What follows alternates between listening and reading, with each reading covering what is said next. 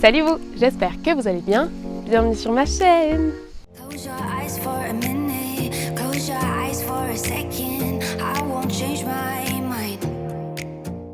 On se retrouve aujourd'hui pour une vidéo concernant ma morning routine et particulièrement vous donner quelques conseils, on va dire, pour pouvoir la faire. J'espère que vous n'entendez pas trop le bruit derrière des feuilles. Je vous montrerai un peu comment je fais ma morning routine, mais je voulais pas seulement faire une vidéo sur ma morning routine, mais vous donner quelques conseils pour en mettre en place une. Ce sera en deux parties, donc la première partie c'est comment construire sa propre morning routine, et après je vous montrerai la mienne. Donc l'objectif de la morning routine c'est vraiment de se sentir bien dès le matin, et de se donner des good vibes de bon matin, se faire du bien et tout ça, pour être bien au quotidien. Donc je vous avoue que c'est plus facile de construire une morning routine pendant les vacances, et après essayer de la continuer sur le reste de l'année quand vous travaillez et tout ça. Alors avant de commencer, petit disclaimer, parce que évidemment je ne suis pas professionnelle, c'est-à-dire je ne suis pas coach ni psychologue, mais j'ai fait beaucoup de recherches sur le développement personnel depuis plusieurs années, sur ce qui est conseillé de mettre en place pour être bien au quotidien et tout ça, et du coup je voulais faire un petit condensé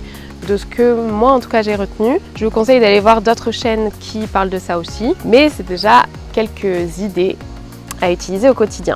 Donc une autre chose que je trouve importante et qui n'est pas forcément mentionnée dans toutes les autres morning routines que j'ai pu voir, c'est que l'objectif c'est de vous faire du bien.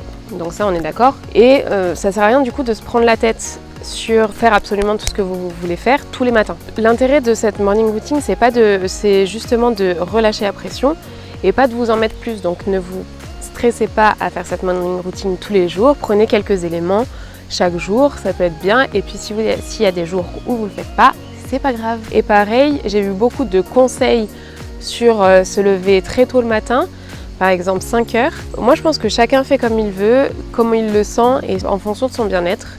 Si vous voulez tester 5 heures du matin, c'est très bien, je pense que je testerai aussi, mais vous pouvez aussi vous lever plus tard, et quoi qu'il en soit, ce sera très bien.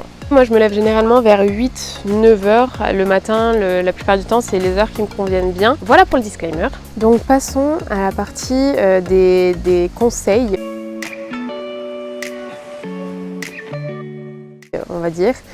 Des choses que je vous conseille à mettre dans votre morning routine. J'ai pas précisé, mais vous pouvez faire un peu les étapes dans l'ordre que vous voulez. Là c'est pas un ordre précis et moi je change tous les jours un peu en fonction de mes envies, en fonction de mes besoins. Vous pouvez également prendre quelques parties de ces idées de morning routine et les appliquer le soir. Moi j'avoue que je préfère le matin parce que je suis plus productive le matin et j'ai envie de faire plus de trucs, mais vous pouvez faire ça aussi le soir. Ce sera très bien. Donc la première chose que je vous conseille déjà, bon un basique, tout le monde le dit, mais c'est de ne pas aller sur les réseaux dès le matin. Donc ce que je fais généralement c'est que je mets mon téléphone en mode avion et j'évite d'y toucher, à part pour regarder l'heure ou pour faire noter les tâches que je vais faire dans la journée pour m'en débarrasser. Deuxième conseil, c'est prendre un temps de pause avant de démarrer. Donc ça peut être au début de votre morning routine, prendre le temps de vous réveiller, de laisser venir les choses dans votre tête. Ça peut être à la fin de votre morning routine pour laisser un temps de pause et après repartir sur des bas de scène. Donc voilà, ce temps de pause, ça peut être de la méditation, ça peut être aller marcher en forêt par exemple, si vous en avez une près de chez vous. Ça peut être dessiner, peindre, des activités comme ça que vous aimez bien et qui vous font ne pas penser à autre chose et tout ça. En deuxième conseil, je vous conseille de prendre du temps pour votre esprit, on va dire ça comme ça. En gros, je vous conseille de prendre le temps d'écrire vos pensées ou de les laisser venir comme ça, comme je vous disais sur le temps de pause. Tout peut être mixé, mélangé, donc c'est des grandes lignes que je vous donne, mais vous pouvez mélanger un peu toutes ces catégories-là. Je vous donnerai des exemples à la fin. Généralement, j'écris mes pensées. Ça m'aide beaucoup à prendre conscience de celles qui sont là, celles qui passent et tout ça, de mes peurs aussi. Ça me permet de prendre conscience de mes peurs, de mes tristesses, de mes tracas au quotidien, mais aussi d'écrire mes joies, ce que j'ai hâte de faire dans la journée, ou écrire des gratitudes aussi, je trouve que ça aide bien. Et d'ailleurs ça rejoint mon troisième point, qui est avoir des pensées positives. Alors, ça, j'aimerais parler d'un truc parce qu'on n'en parle pas assez. Je trouve que les pensées positives sont très adulées en ce moment sur les réseaux avec le développement personnel et tout ça, ce que je trouve bien. Mais le revers de la médaille, c'est qu'il y a beaucoup de gens qui vont croire qu'en fait, être positif tout le temps, ça va les aider. Mais pas forcément. Pour être positif, il faut aussi se rendre compte des pensées négatives qu'on a pour pouvoir en fait les admettre et les accepter. Voilà, je voulais quand même faire ce petit point-là. Je pense que peut-être j'aborderai ce sujet-là dans une autre vidéo parce que je trouve que c'est un sujet super varié, c'est un super vaste, on pourrait en parler pendant longtemps. Mais en gros, voilà, prenez le temps d'écrire des pensées positives. Par exemple, quand je me levais le matin, bon évidemment quand je travaillais c'était un peu différent, hein, mais je me levais et je me disais « Oh putain, encore une nouvelle journée, ah là là, vous voyez ?» Et ça me met tout de suite pas forcément dans un très bon état d'esprit.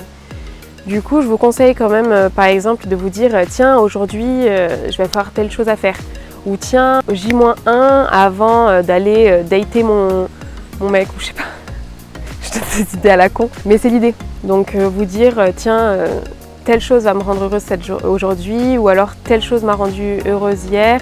Je vais faire la même chose. » Voilà, vous avez compris l'idée un peu. Après, je vous conseille aussi de prendre du temps pour votre corps. Donc le quatrième conseil pour moi, c'est de prendre du temps pour votre corps. Donc ça peut passer par différentes choses. Il y a beaucoup de gens qui font du sport, et ce que je trouve très bien.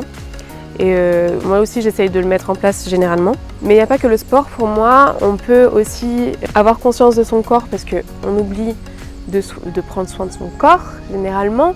Donc je vous conseille de le faire chaque jour au minimum. Ou chaque 2 jours, enfin bref, vous avez compris le principe.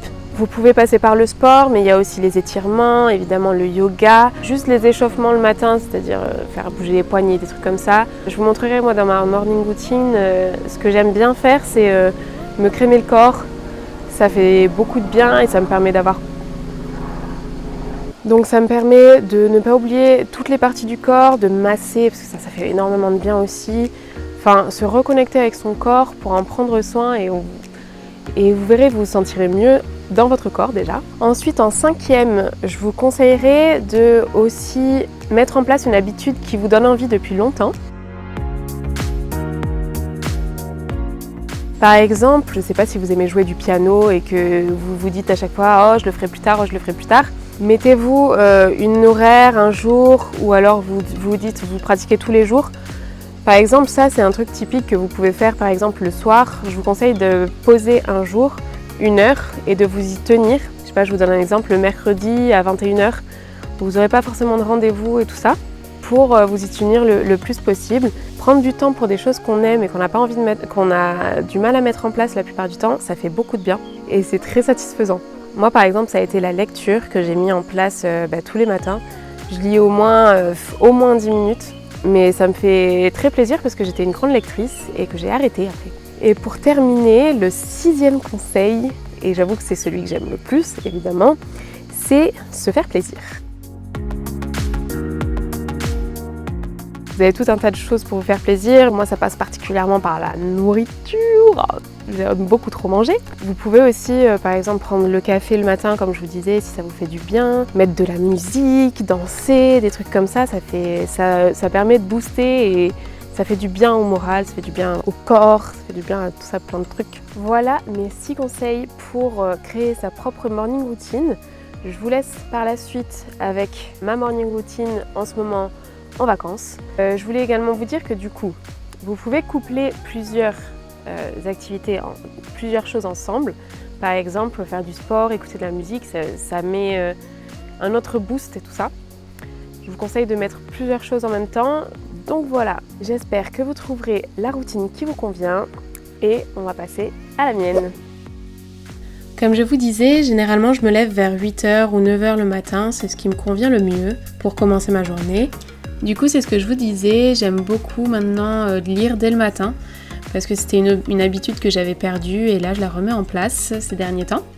Généralement, ce que je fais après lire, c'est écrire. J'aime beaucoup prendre le temps pour ça. J'écris mes émotions, ma tristesse, mes joies, ce qui m'a rendue heureuse la veille, mes fiertés aussi. Comme je vous disais aussi, les affirmations positives, mais du coup, voilà, mes périodes de tristesse, de colère, parfois des gratitudes aussi. Ça varie un peu chaque jour. Généralement après ça, je vais me changer et je vais essayer un peu de bouger mon corps. Donc par des étirements, des échauffements. Ensuite, des fois, j'enchaîne un peu avec une séance de sport. Moi, j'aime bien une séance de sport courte de 15-30 minutes maximum. Après, je m'ennuie pour bouger un peu le corps et faire un peu d'activité physique. Et généralement, à la fin de ma routine, je vais me préparer, me doucher, me coiffer, tout ce qui va avec, et particulièrement me crémer. Je prends bien le temps d'étaler, c'est du beurre de karité pour ma part, sur tout le corps, les bras, les jambes, les pieds, bien insister sur chaque zone et me faire des automassages par la même occasion. Et la dernière étape, généralement, mais pas tout le temps, c'est faire mon porridge que j'adore. Il est tellement bon. J'espère que vous l'avez essayé, sinon il y a la recette sur ma chaîne. Je me suis rendu compte au montage qu'en fait j'avais oublié de faire une outro, donc vous connaissez la chanson. J'espère que cette vidéo vous a plu. Si c'est le cas, n'hésitez pas à me mettre un like sous cette vidéo. Vous pouvez également vous abonner, aussi me suivre sur Instagram où je suis beaucoup plus active. Je l'étais moins ces derniers temps, mais je reviens en force. Vous pouvez également aller voir mes précédentes vidéos sur la confiance en soi et je reviens très bientôt pour de nouvelles vidéos. Des bisous!